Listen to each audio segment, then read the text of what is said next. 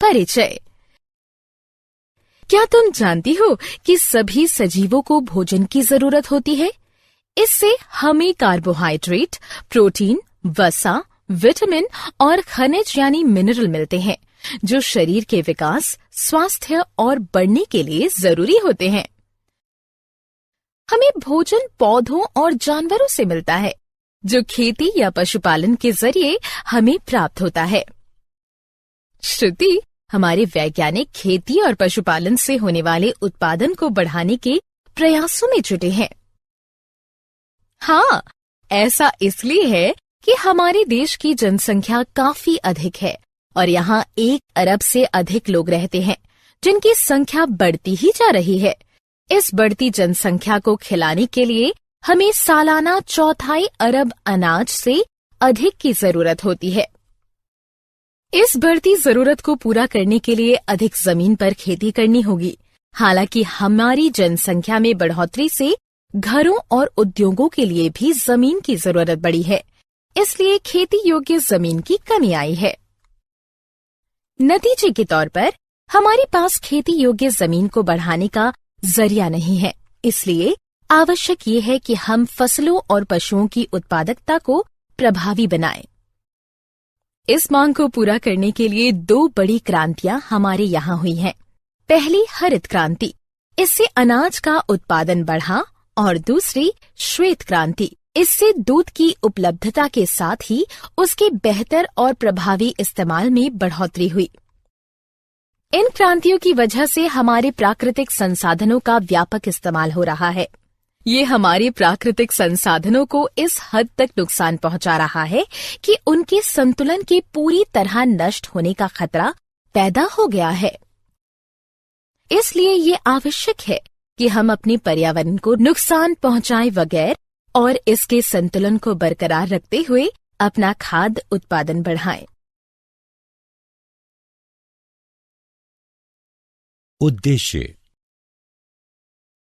इस पाठ के अंत में आप निम्न करने में सक्षम हो जाएंगे: फसल उत्पादन में बढ़ोतरी को समझना, फसलों के विविध प्रकारों में सुधार को समझना, अनाज उत्पादन प्रबंधन को समझना, पोषण के प्रबंधन को समझना, खाद क्या है इसे समझना, खादों के गुणों और प्रकृति को समझना।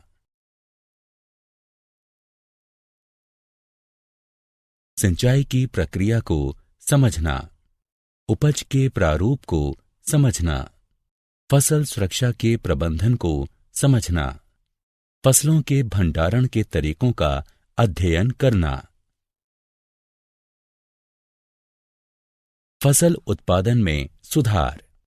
हम सभी जानते हैं कि गेहूं, धान, मक्का, बाजरा और ज्वार हमारी ऊर्जा जरूरतों के लिए कार्बोहाइड्रेट प्रदान करते हैं। चना, मटर, उड़द, मूंग, अरहर और मसूर जैसी दालों से हमें प्रोटीन मिलता है। इसी तरह सोयाबीन, मूंगफली, तिल, रेंडी यानी अरंडी, सरसों, अलसी और सूरजमुखी जैसे तिलहन उत्पाद हमें जरूरी वसा देते हैं। हम जानते हैं कि फल, सब्जियों और मसालों से हमें कई सारे विटामिन और लवण के साथ ही छोटी मात्रा में प्रोटीन, कार्बोहाइड्रेट और वसा भी मिलते हैं। कुछ जानवरों के लिए कई अनाज जैसे जई, बरसीम और सूडान घास को खाद्य के तौर पर उगाया जाता है।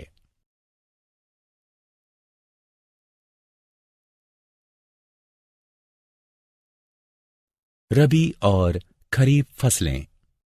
क्या आप जानते हैं कि अलग फसलों के लिए अलग प्राकृतिक वातावरण, तापमान और अवधि की जरूरत होती है ताकि उनका उचित विकास हो और जीवन चक्र पूरा हो सके।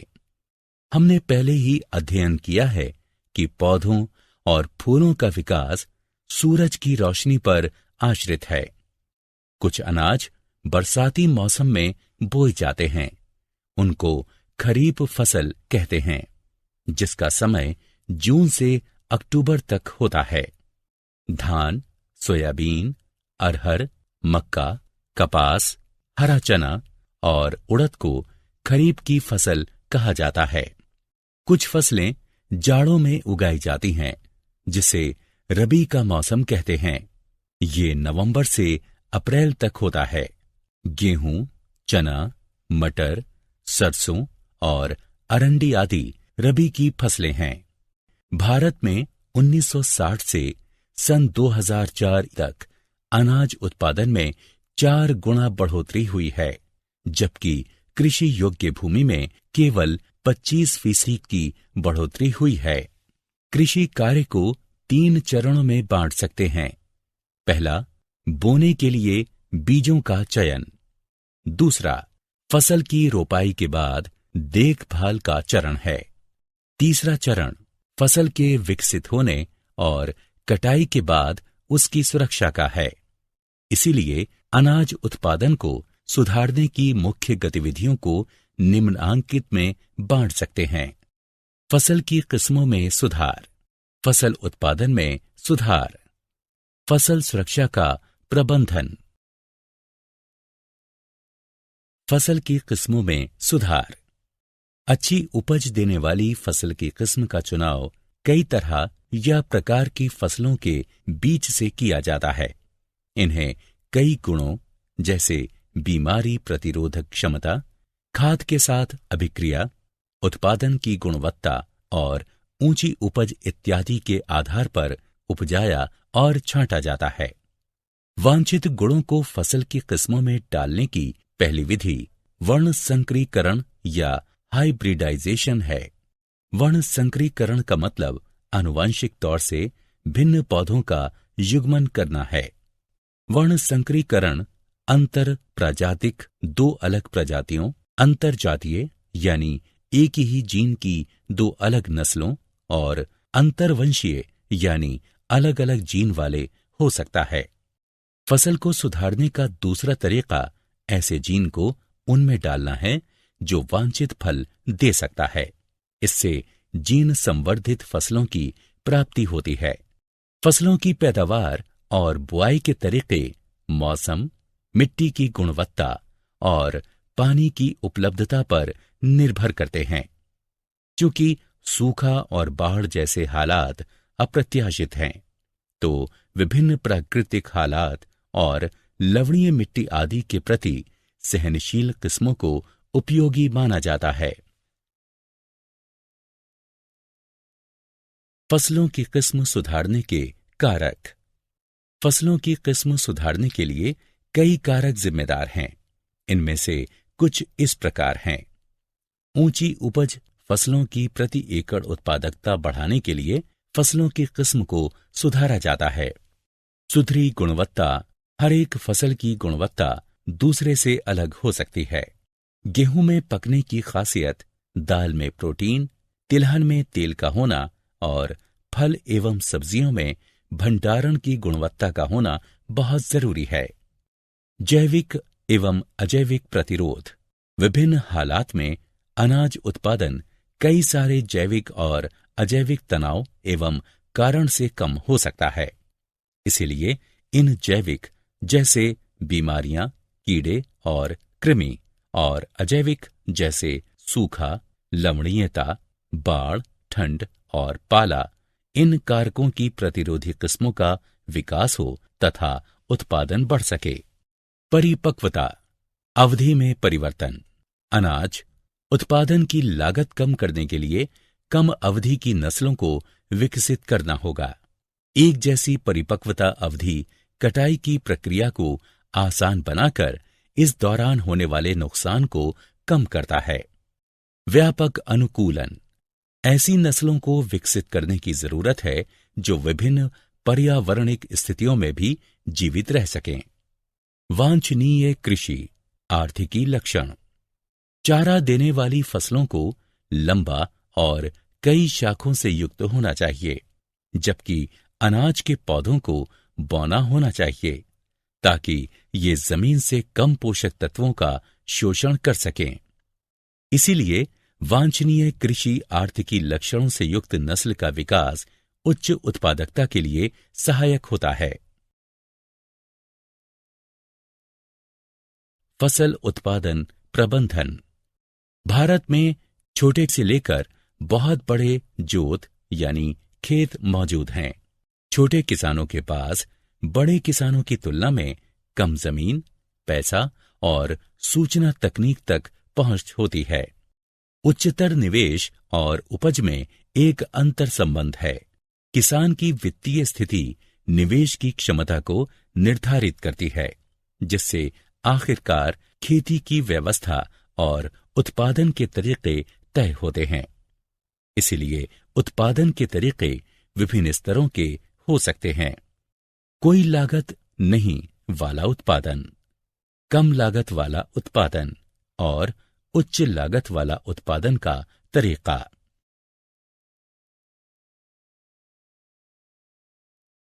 पोषण प्रबंधन। पौधों को बढ़ने और विकास के लिए पोषण की जरूरत होती है। पौधों के लिए 17 पोषक तत्व आवश्यक हैं। पौधों को हवा, पानी और मिट्टी से पोषण मिलता है। हवा कार्बन और ऑक्सीजन देता है। हाइड्रोजन पानी से मिलते हैं और बाकी 13 तत्व पौधों को मिट्टी से मिलते हैं। इन 13 तत्वों में क्षय की काफी मात्रा में जरूरत होती है, इसलिए इनको स्थूल पोषक यानी मैक्रोन्यूट्रिएंट्स कहते हैं। बाकी के 7 तत्वों की जरूरत पौधों को कम मात्रा में होती है और इनको सूक्ष्म पोषक यानी माइक्रोन्यूट्रिएंट्स कहते हैं। इन पोषक तत्वों की कमी पौधों में दैहिक प्रक्रिया जैसे पुनरुत्पादन, विकास और बीमारियों से लड़ने की क्षमता को प्रभावित करती है। उपज को बढ़ाने के लिए मिट्टी को खाद और उर्वरक के तौर पर मिट्टी में इन पोषक तत्वों को दिया जा सकता है।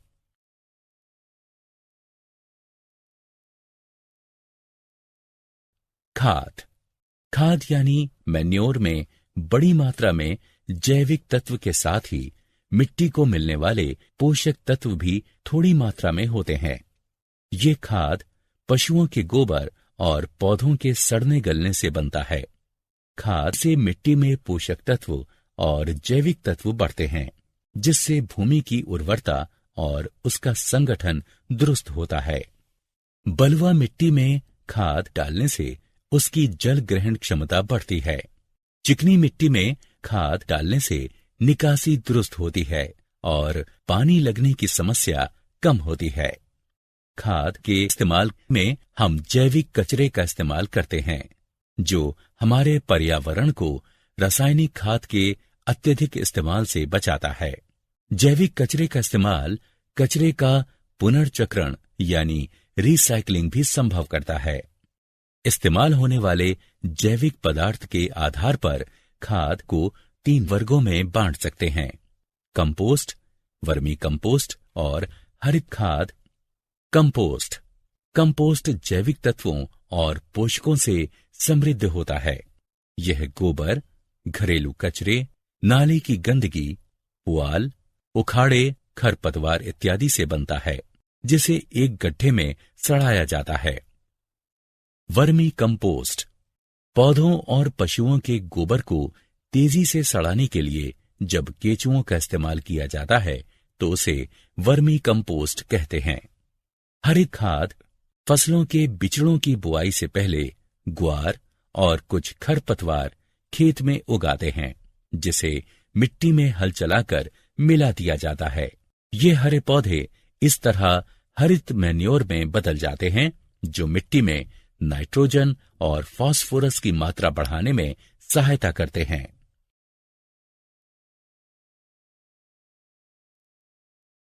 उर्वरक व्यावसायिक तौर पर पौधों के लिए उत्पादित होने वाले पोषक तत्व हैं।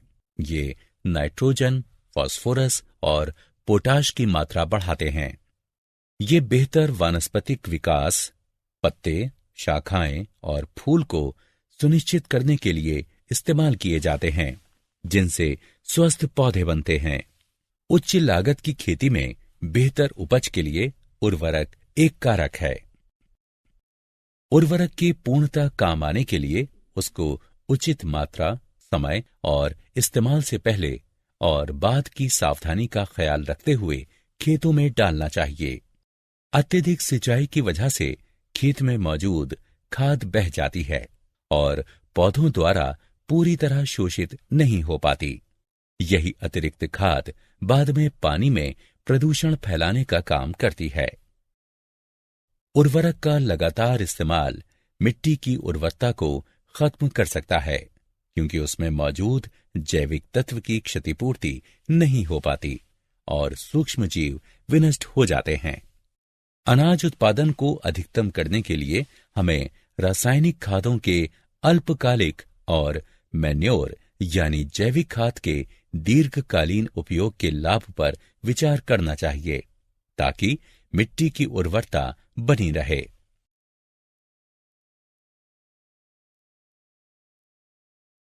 जैविक खेती। जैविक खेती एक ऐसा तरीका है जिसमें रासायनिक खाद, कीटनाशक, खरपतवार नाशक इत्यादि का बहुत कम या नहीं के बराबर इस्तेमाल किया जाता है। साथ ही इसमें जैविक मैन्योर, पुनर्चक्रित कृषि कचरा, पुआल और गोबर आदि नीले हरे शैवाल को सुखाकर जैविक खाद के तौर पर पर्याप्त मात्रा में डाला जाता है। भंडारण के समय नीम के पत्तों या हल्दी का इस्तेमाल जैविक कीटनाशक के तौर पर किया जाता है। उत्पादन की ऐसी व्यवस्था कीड़ों मकोड़ों की रोकथाम में सहायक होने के साथ ही पोषक तत्वों की पूर्ति में भी लाभकारी है।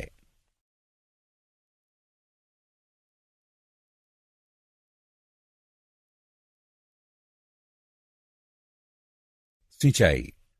फसलों तक नहरों, जलाशयों, कुओं, ट्यूबवेल वगैरह के माध्यम से पानी पहुंचाने की तकनीक को ही सिंचाई कहते हैं। सिंचाई इन वजहों से महत्वपूर्ण है। जरूरी तत्वों का वितरण, बीजों का अंकुरण, विकास, पोषक तत्वों का अवशोषण। मिट्टी में हुई पानी की कमी को सिंचाई के पानी से पूरा करने की तकनीक और प्रारूप मशीन को ही सिंचाई व्यवस्था के नाम से जानते हैं। 4 तरह की सिंचाई व्यवस्था है। कुओं का निर्माण भूजल के दोहन के लिए किया जाता है। ये 2 तरह के होते हैं, जैसे खोदा हुआ कुआं और ट्यूबवेल। खोदे हुए कुएं में भूजल की तालिका अवस्थिति के अनुसार ही पानी उपलब्ध होता है। नहरों का संबंध नदी या जलाशय, रिजर्वायर से होता है, ताकि पानी की आपूर्ति हो सके। इसे उपनहर और वितरकी यानी डिस्ट्रीब्यूटरीज में बांट देते हैं। रिवर लिफ्ट व्यवस्था। जिन इलाकों में नहर की धारा कम या अनियमित है, वहां लिफ्ट व्यवस्था अधिक तार्किक है। इसमें नदी के नजदीकी इलाकों में सीधा नदी से ही पानी लेकर सिंचाई की व्यवस्था की जाती है। टैंक उन छोटे भंडारकों को कहते हैं जो छोटी मात्रा में पानी को रोकते और बहाते हैं।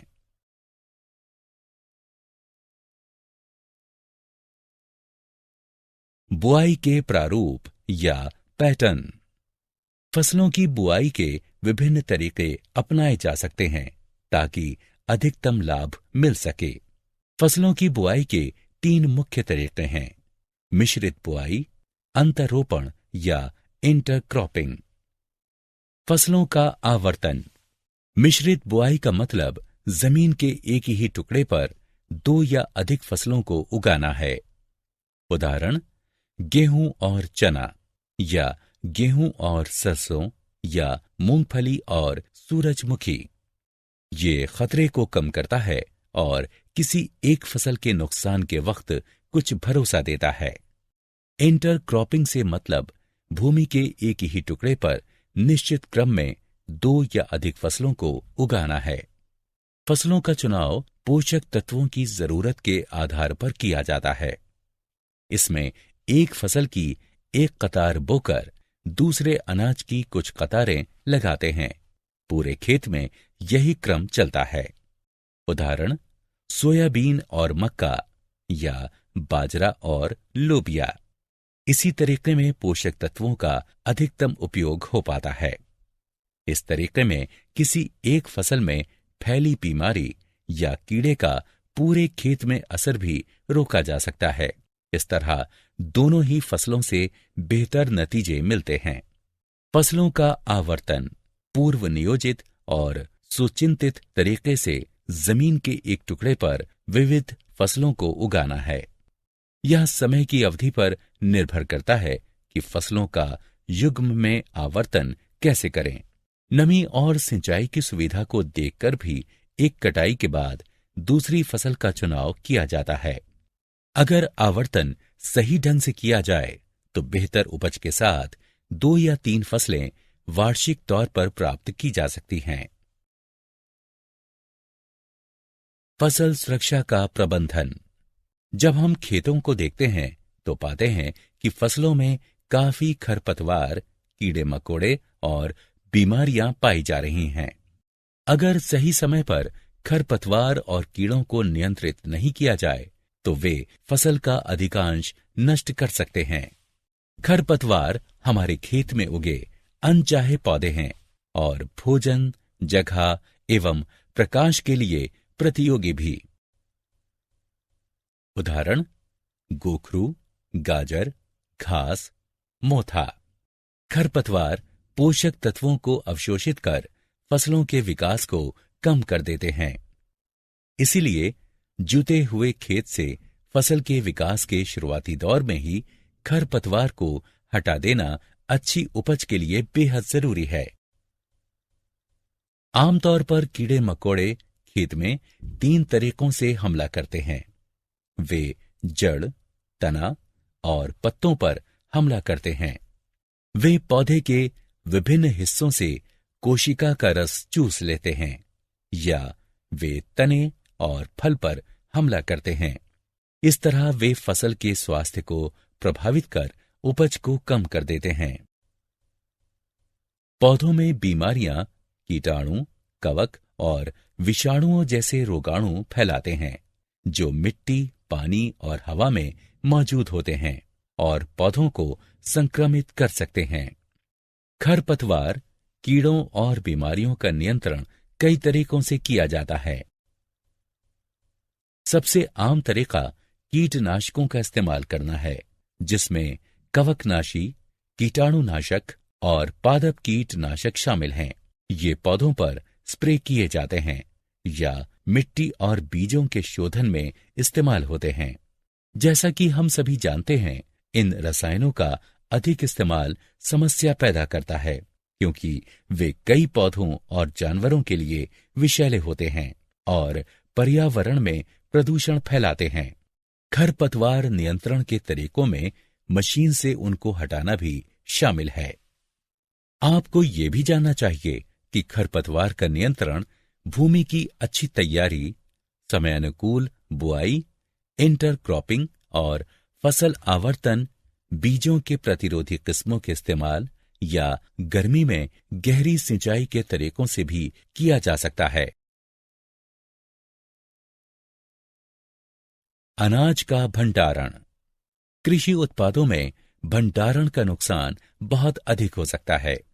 इस नुकसान के लिए जिम्मेदार कारक जैविक कीड़े, कुतरने वाले जानवर, कवक, दीमक और जीवाणु तथा अजैविक भंडारण की जगह में अनुचित नमी और तापमान दोनों तरह के होते हैं।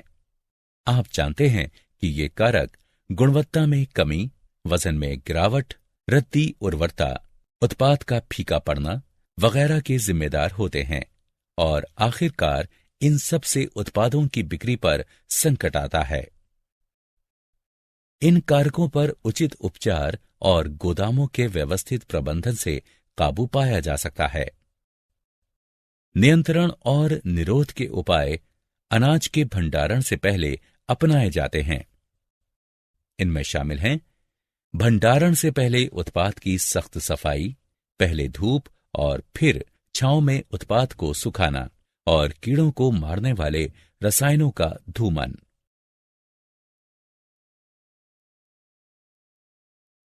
क्या आप जानते हैं कृषि मंत्रालय की शोध एवं विकास एजेंसी ने चावल की 10 नई किस्मों की खोज की है।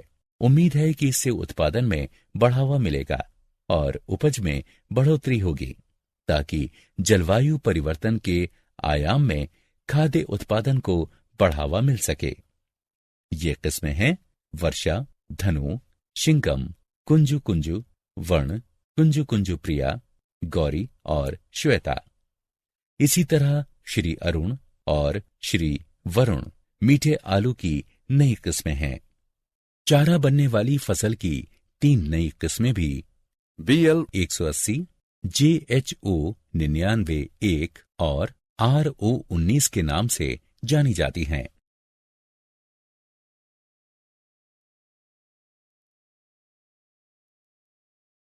सारांश। आइए हमने जो कुछ सीखा है उसे संक्षेप में दोहराएं। फसलों के लिए आवश्यक 13 पोषक तत्व हैं।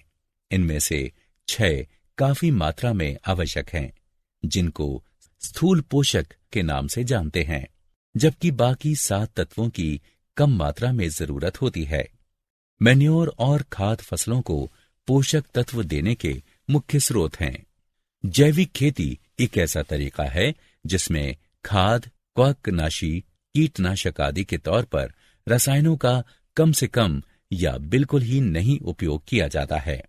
जैविक खाद, पुनर्चक्रित कचरे और खेती के स्वस्थ तरीकों का इसमें अधिकाधिक इस्तेमाल होता है।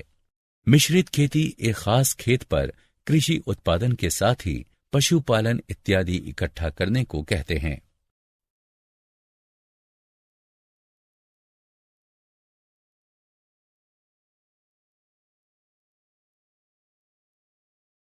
मिश्रित बुआई एक ही जमीन पर 2 या अधिक फसलों को एक साथ बोने को कहते हैं। इंटरक्रॉपिंग का मतलब निश्चित तरीके से 2 या अधिक फसलों को बोने से है। फसल आवर्तन का मतलब जमीन के एक टुकड़े पर विभिन्न फसलों को निश्चित तरीके से एक के बाद एक बोना है। उच्च उत्पादन, अच्छी गुणवत्ता, जैविक और अजैविक प्रतिरोध, पकने की अवधि को कम करने, व्यापक अनुकूलन और वांछनीय कृषि आर्थिक गुणों की प्राप्ति के लिए गुणवत्ता में बढ़ोतरी आवश्यक है।